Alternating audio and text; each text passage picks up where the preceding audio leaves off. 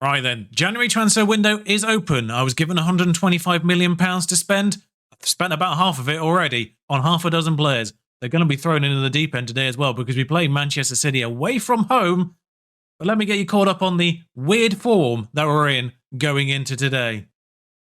You may recall that last time out we drew 2-2 with Spurs. That was a recovery job for us. A good point away from home there. We followed up with back-to-back 0-0s. And then finally, we got a win again. Away from home at Leicester. Should have been 2, it's worth noting. Matt Ritchie missed a penalty. He's never doing them again. In fact, he's just had an offer from Burnley, so he's probably leaving very shortly. And then we played Manchester City again and beat them again. Please explain to me how we can lose to all of these other teams, but Manchester City, no problem. No problem at all, Manchester City. They did injure what felt like half our squad at the time, but was actually only Ryan Fraser and Miguel Almiron. I should just say, following the Spurs game, I did raise this question in that episode. I was concerned about Dubravka in goal. Bear in mind that he's been in goal for that entire stretch there, and look at the goals conceded. Carl Darlow had played one game all year, and it was this Manchester City game, and he got an 8 in it. So I thought enough was enough. I put him back in goal for the Chelsea game. He didn't concede. He didn't concede against Villa. He didn't concede against Leicester. Man City was a cup game. I felt bad for Dubravka. I put him back in goal. We won, but he did concede.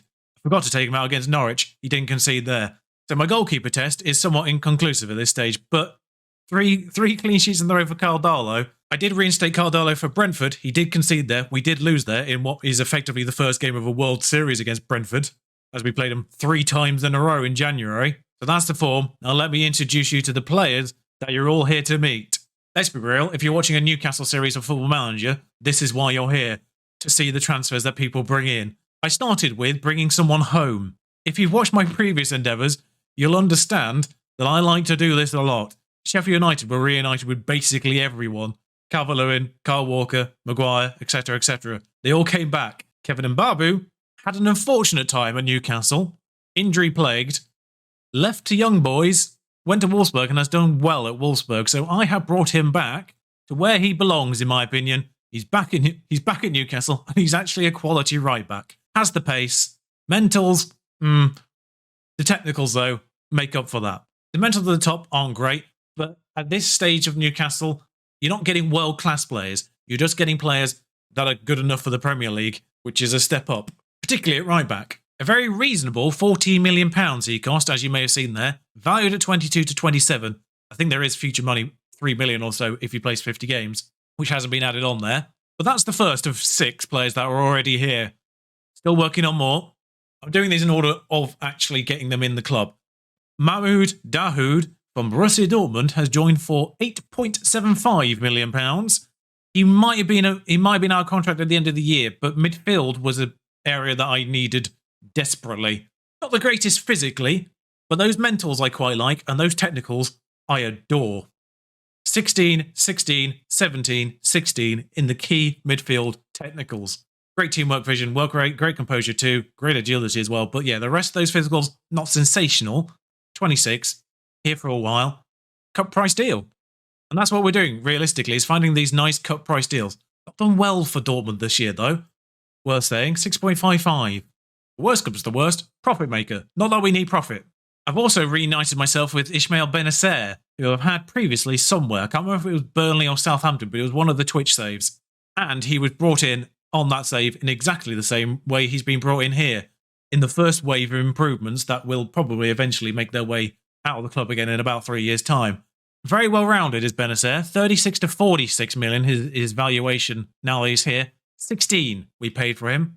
And you can see why. 4-star player, has agreed to a star player contract. This has been the problem in signing players, actually, so far, is the playing time for every single player is more than I would like it to be for basically everyone. Particularly those players that have gone on regular starter contracts when I want them to be squad players. It's going to be a problem eventually. But for Benacer and Tyrone Mings, yep, we've done a defensive thing.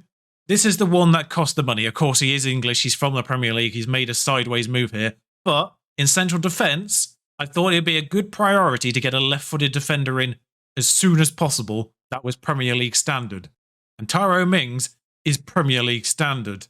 £35 million we paid Aston Villa. He's worth £35 million according to the tag, so actually we've done all right. it felt a lot at the time.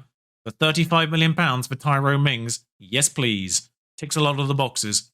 Obviously, I was immediately concerned with the fact I'm signing a lot of players. Not all of them are going to be homegrown nation. This helps stave off that inevitable problem we're going to have eventually. And then 2 bargains.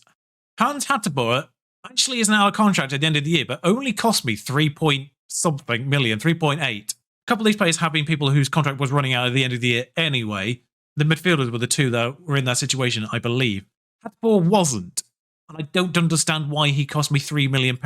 Basically 4, really. He's the one I wanted on a squad contract because I think overall, particularly on the technical side, he is slightly worse than Mbabu, although he is rated better than Mbabu, I now realise, in terms of just general stars. But great work rate. Technicals are good enough for a right back, and the physicals are fantastic too. This is the best bargain. And we don't need bargains at Newcastle, really, but I couldn't turn this one away. If Hateboer was in a similar situation in your save, get him. And also from Italy, old friend of the channel, Roberto Gagliardini. Again, regular starter. Might not be, but ball-winning midfielder. He can do it. I know a lot of people have gone for Denis Zakaria. He's out of contract at the end of the year, and they've put a value on him for 10 million. I'm not paying 10 million for a player that we don't necessarily need right now, because ball-winning midfielder is actually the role that we have in squad relatively in hand. Hayden is functional. Hendrick is functional. Obviously, I'll improve it if we can, but it's not the end of the world if we have to wait till the end of the season for Zakaria, and Gagliardini can do it. He wasn't out of contract, but he was listed 5.5 million, half the price of Zakaria, effectively, right now, and he can do it well enough. And they're the 6 that are in already. I will say right now, Ezekiel Barco is just awaiting a work permit, and that is it. He's out of contract at the end of 2022, so this isn't a 6-month deal. We wouldn't be able to get him in 6 months, so this is fine. 1.7 million for a player that's out of contract in a year. Definitely worth this money. Don't really have a role for him right now, because he is right-footed. But we could always flip which side the striker's on, and then which side the winger's on. We could always flip that up. It's not a huge deal. I'm also trying to sign Lewis Cook for the, keeping the English quota. He's quite good, well-rounded, and I think he's still got a bit more potential. But that's not been done yet. There's also an end-of-season job, but a lot of people have gone in for him already, so I don't know if we'll get him. I won't show you him until it's guaranteed we've got him. So for the Manchester City match, we do have a problem between Wilson and Sam Maximin. Apparently they don't play well, but we will persevere with that. Dubravka will start in goal. Lewis, Mings, Lascelles, Mbabu for a back 4. Gagliardini, Dahoud, Willock in the middle, Almiron on the left. He's not a full conditioning. It's not great. Wilson and Sam Maximin. I have obviously had to unregister people to register the people that are here. Benacer's on African Cup of Nations duty at this point as well, so I haven't registered him just yet. Hateboer isn't at full fitness, which is why Mbabu is starting ahead of him today. And they all need numbers. Dahoud would like an 8. I don't think we have an 8 available. We do not. Hateboer can take the 4. Actually, no, Tyrone Mings can take the 4. And since Dahoud likes 8, he can have 88. It is worth noting, against Brentford, I did rotate almost fully because of the gap between games. We did lose, so I regret that now. But fitness would have been a massive issue for this one. Otherwise, there's a very good chance that partway through this game I go to a diamond because of the Almiron situation. But there's your Manchester City team, by the way. In the middle there, Ederson, Stones, Diaz starting, Laporte at left back. Obviously, there's issues at left back. Fernandinho right back, though, is a curious one, considering they've clearly got more right backs than that. De Bruyne on a free kick. Dubravka parries it. But they are playing Grealish in midfield and Sterling on the left. I didn't see who they had on the right. Was it Silva or Mahrez? Silva. And Jesus up front. But Fernandinho right back, have they had issues with Walker / Cancelo? Particularly Cancelo, considering he's not playing left back either. And Zinchenko, for that matter. Sam Maximin on the corner, whips it in. Lascelles is at the back post. I switched to back post, by the way.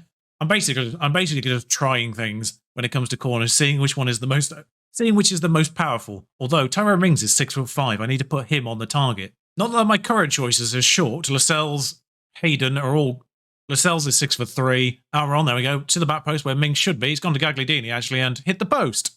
Gagliardini isn't short either. Bernardo Silva, this highlight has continued. Worryingly, Lewis deals with it. Thank you, Jamal. There were questions about Almiron's form going into this game. He's on a 7. I didn't think I would need a striker in this January window. Wilson's form has been notably questionable. Lewis has taken a knock. That's not what I needed because that was the change I might have done with Almiron because Lewis can play on left wing. City are bringing on Gundogan for Bernardo Silva. Back out to Fernandinho, who is playing right back, remember. He's been mugged by Jamal Lewis, who is apparently dead on his feet, according to the game. Yeah, hasn't really run very far there, has he? Back to Mings. A couple of the new boys connecting there, Dahoud and Mings. Doesn't put Wilson through. Tries it, but doesn't get him. Gundogan. That might get intercepted. And Mbabu does intercept that. Sam Maximan can play someone through. Wilson with a lovely run. Wilson, largely anonymous in this match so far, but there when he was needed. Wilson! Sorry, I just had to do that. It's great. It's a great ball from Sam Maximan. Great vision. Bit of a dummy run from whoever this person was. Willock. I mean, Willock's exactly where he needed to be there. But I am going to have to take Lewis off, which is unfortunate. All done it on. Gadini's on the 6.4 and booked. And Almiron is knackered. Joel Linton can play there. Sam Maximan can play there. I think my best bet for this match is playing Sam Maximan out there and bringing Joel Linton on as the DLF on that right-hand side. Obviously, he's not good, but they're just too tired. I know Sam Maximan is actually... Anyway, Lascelles with a new highlight beginning. Callum Wilson will not go into that. I don't know if Callum Wilson is deceptively tall. Was that Gagliardini? I was about to take him off, but I left him on because I figured, we'll give it, 10 more minutes. That's problematic. I just brought Joe Linton on. All right, that's a functional change. It's not going to go well. I can tell that already. Actually, I've had an idea. Wide target forward on the left-hand side for Joe Linton.